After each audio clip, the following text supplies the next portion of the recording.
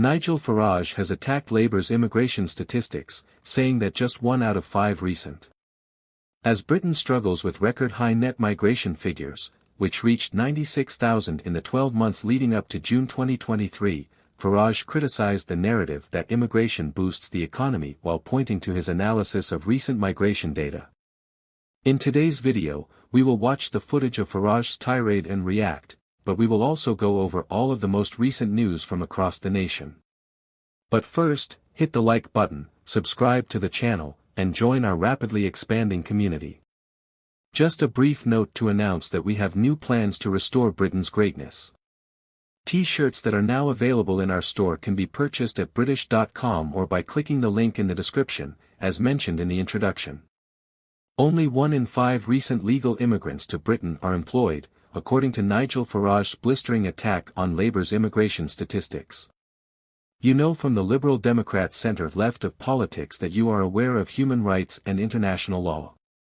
These have always been fundamental things, absolutely part of your belief system, and yet when you hear Al talk about the way in which human rights are now being abused, do you have some second thoughts on this? No, I don't have second thoughts, but I do think, and you're quite right now to lay the blame very squarely at the door of the Conservative. It's not blame. Because you agree with this policy, you agree with letting lots of people. I don't agree with what the Conservatives did, which have, but you want more. They what happened when we left Europe, all of a sudden immigration, but you want more immigration, not necessarily more immigration, but you do need to look at how you control it. And what happened after Brexit was that all of a sudden all those people who were coming and going across EU countries, whether they were Polish plumbers or Romanian nurses or whatever they were, that a lot of those people decided to stay, so they sought settlement, so that put the figures up. We've now got masses of people coming in. I think it's something like 36% of people working in the health service are from Africa.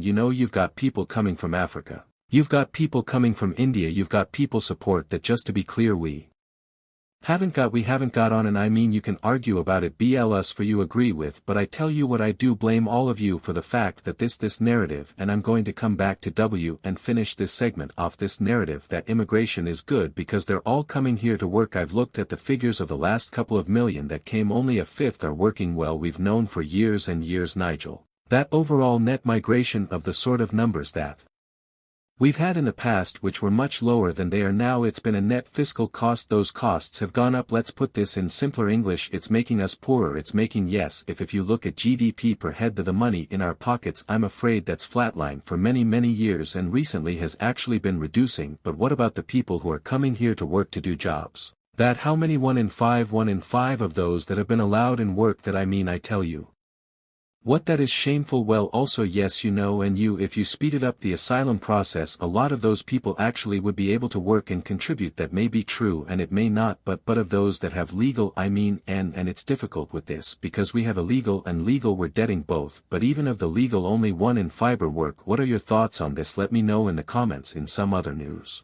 in response to Putin's increasingly aggressive rhetoric and his threats of starting a World War I, the UK has held a war game to test its weapon supplies.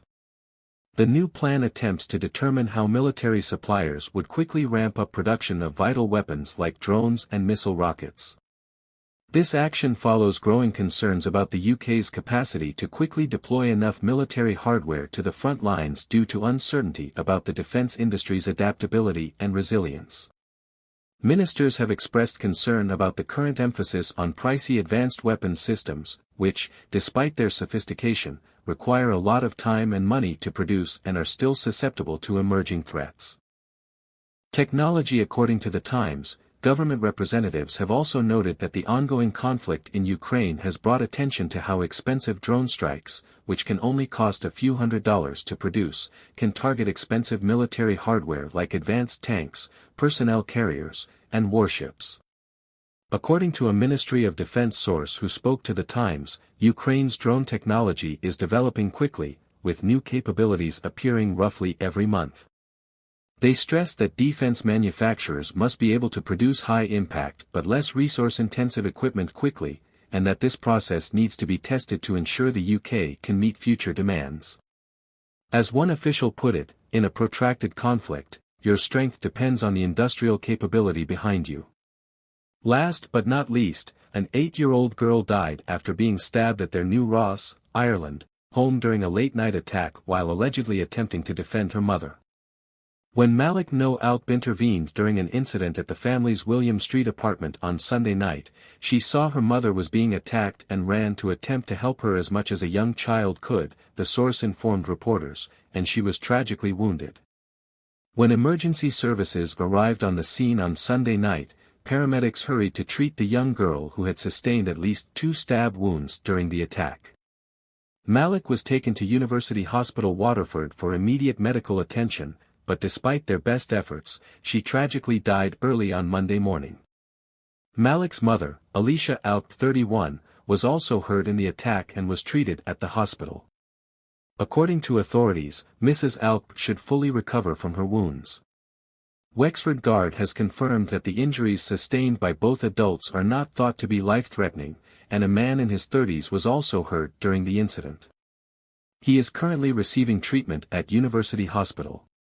The national school where Malik was a student has declared a critical incident after her death, and Principal Teresa White stated that this is a terrible tragedy for the family, our school, and our community. We are deeply saddened by these events. The school has put its critical incident management plan into action, and the National Educational Psychological Service is helping the teachers help the students deal with the tragedy.